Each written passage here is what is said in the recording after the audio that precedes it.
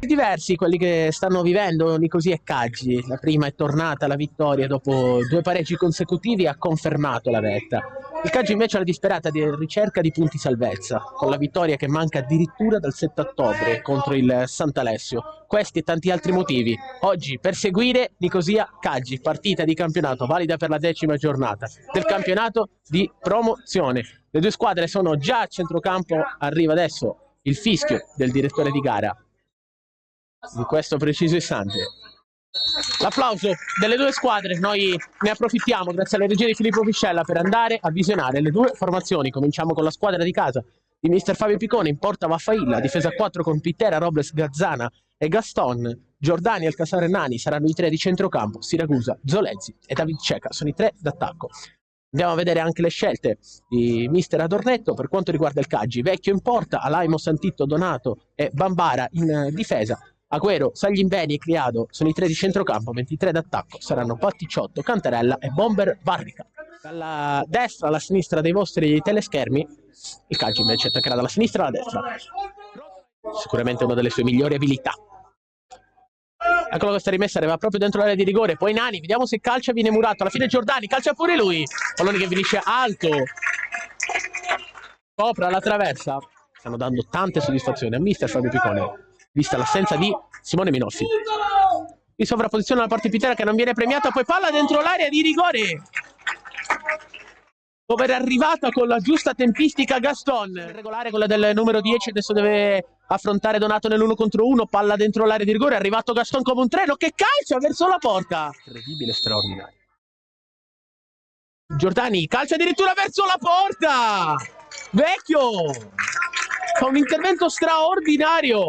Era difficile calciare da quella posizione, si prende anche i complimenti di Cantarella e Varrica. Servito Gaston che va dentro da Nani che è tutto solo. Nani steso, calcio di rigore per il Nicosia, non ha calciato verso la porta Nani.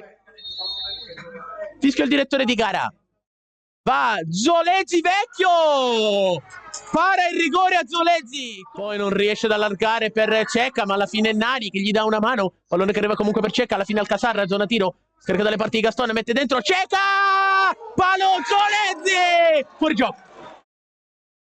Dunque Siragusa, bella la traccia per Zolezzi, eccolo Zolezzi, si porta la palla adesso sul destro, ancora Zolezzi, vediamo si entra sul mancino, che giocata di Zolezzi cade giù, calcio di rigore per il Nicosia. Vecchio che ne ha già parato una Zolezzi. Parte Robles, ancora Vecchio, ne ha parati 2, Vecchio. A chiudere il primo tempo sullo 0-0. Subito Varrica, si comincia.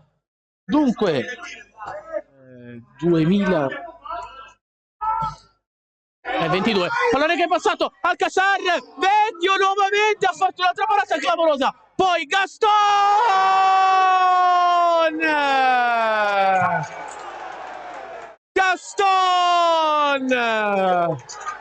è crollato il muro del Caggi, che mancino che ha usato Gaston. Allora Alcasar, grande idea per Zolezzi, stavolta non è irregolare la posizione, Zolezzi è passato, Zolezzi salta Vecchio, Zolezzi 2-0 Nicosia, è tornato al gol il bomber bianco-rosso. Incredibile, è espulso Garriga a 20 secondi dalla sua entrata, che favorisce Alex Alcasar. C'è Giordani da quel lato, Alcasar, ce l'ha sul mancino, Alcasar! Che bel gol di Alex Alcasar, 3-0 Nicosia. Triplice fischio a Raimondi, il Nicosia vince ancora e ritorna in cima alla classifica.